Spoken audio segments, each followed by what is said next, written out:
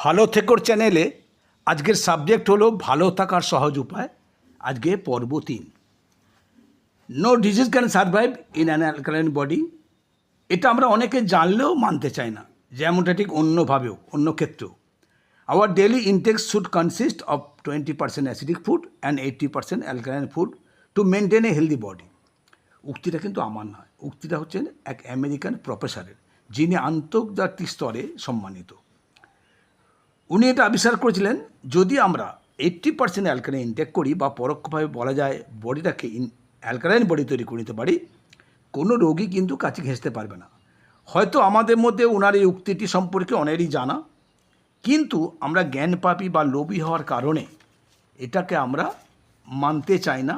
আমরা অ্যালকালাইন মানা তো দূরের কথা, বাঙালিয়ানা বা সনাতনী খাবারকে পর্যন্ত অগ্রাহ্য করে পাশ্চাত্য অনুকরণে ব্যস্ত। তাই কী করছি, fast food, junk food, spicy food, packet food, preservative food, salted food ইত্যাদি খেয়ে চলেছি। তার ফলত যৌবনের শুরু থেকেই এলএসডিতে আক্রান্ত। এটা আমি আগেও বলেছি, প্রসঙ্গত আজ এসে গেল। লাইফস্টাইল ডিজিজে আক্রান্ত হচ্ছি খুব কম বয়স থেকে। কদিন আর বাঁচবো? ওভারওয়েট ইনটেক করে বিএমআই লেভেল বাড়াচ্ছি, পাশাপাশি প্রেশার, সুগার, ইউরিক অ্যাসিড ইত্যাদি বাড়িয়ে চলেছি। কিন্তু ফলত হার্ট, কিডনি ইত্যাদি ব্লক ও ড্যামেজ হচ্ছে।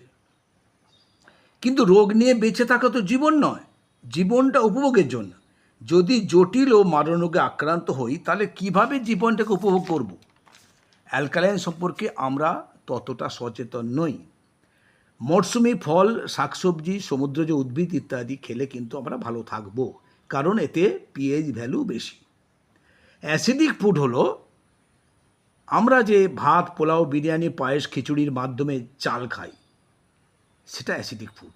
এছাড়াও ডিমের কুসুম, রেডমিট, ক্যান ফুড, চিনি, চিজ, অ্যালকোহল, কার্বনের ড্রিঙ্কস অর্থাৎ carbonated with carbonic acid, bakery food ইত্যাদি হলো অ্যাসিডিক ফুড।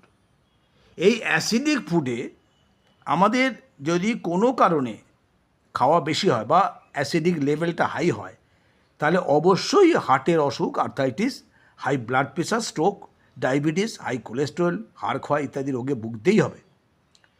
এছাড়াও যেগুলো আমি বললাম, এছাড়াও কিন্তু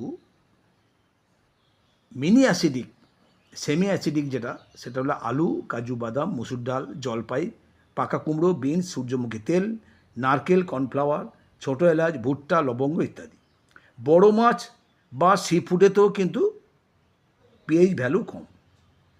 যেটাই পিএইচ ভ্যালু কম, সেটাই কিন্তু অ্যাসিডিক ফুড। তাই আমাদের সচেতন হওয়াটা দরকার, কোনটা কম পরিমাণ এবং কোনটা বেশি পরিমাণ খেলে আমরা ভালো থাকবো, আমাদের শরীরটাকে ব্যালেন্স করতে পারবো, বডিটাকে অ্যালকালাইন বডি করতে পারবো, সেটা কিন্তু চিন্তা করতে হবে। এর পরিণাম কি? এর পরিণাম হচ্ছে সুস্থ থাকা। সুস্থতা আমাদের কাছে গুরুত্বপূর্ণ যারা ভাবেন বা যারা মনে করেন বাঁচার জন্য খাওয়া। আর যারা খাওয়ার জন্য বাঁচা মনে করেন, তারা কখনোই সচেতন ধার ধারেন না। ফলত মাঝ বয়সেই বার্ধক্য এসে যায়, নানা ধরনের রোগ যন্ত্রণা ভোগ করতে হয়, বাকি জীবনটা কিন্তু খুব দুর্বিষহভাবে কাটাতে হয়। So we have to change our food habit to maintain healthy body. আজকে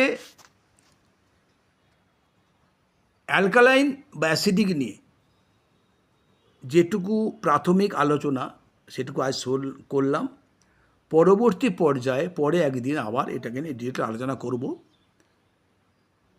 আমরা যদি এটাকে মেনটেন করতে পারি, আমাদের বডিটাকে যদি অ্যালকালাইন বডি করতে পারি, অবশ্যই আমরা সারা জীবন ভালো থাকবো। আমাদের ভেলোর, ব্যাঙ্গালোর, চেন্নাই বা বাইপাসে কোথাও ছুটতে হবে না। আজকে এই পর্যন্তই। এই চ্যানেলটাকে সাবস্ক্রাইব করে আমাদের সঙ্গে থাকুন, প্রতিটা পদে থাকুন, প্রতিটা পর্বে থাকুন, দেখতে থাকুন এবং শুনতে থাকুন। এই গরমে আপনাদের সুস্থতা কামনা করে এখানে শেষ করলাম। ভালো থাকবেন, সুস্থ থাকবেন, জীবনে আনন্দ পান, খুশি থাকুন, এটাই আমাদের কামনা।